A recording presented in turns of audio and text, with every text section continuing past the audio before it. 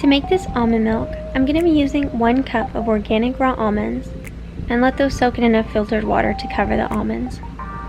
You can soak your almonds for 8 to 24 hours, but I'm just going to let mine soak overnight. You then have the option to pop the almonds out of their skins. This just takes a few extra minutes because it's super simple to do, but it's totally optional and doesn't make a difference in flavor. I just did a couple for example. For some added sweetness, I'm going to be soaking 1 pitted date in warm water for around 30 minutes. You can always add more dates to taste. Next, I'm going to drain off the soaking water from the almonds and go ahead and give those a fresh rinse.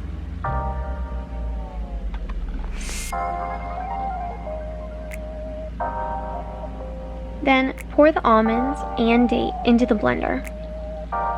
Add vanilla, and you can add anywhere from 4 to 6 cups of water per 1 cup of almonds. I'm using 4.5 cups, but this really all depends on how thick you prefer your almond milk.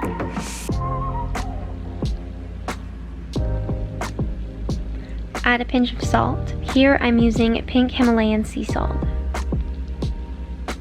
Pop on the lid and you're ready to blend.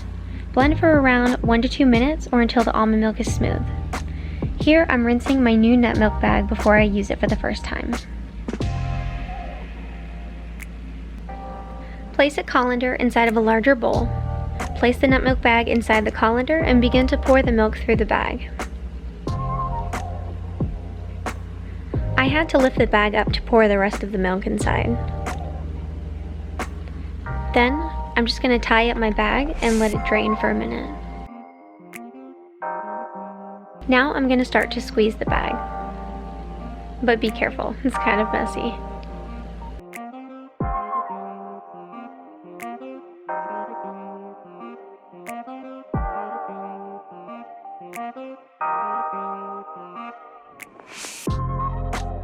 And now you have fresh homemade almond milk.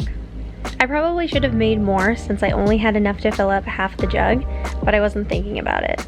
But you can always double the recipe.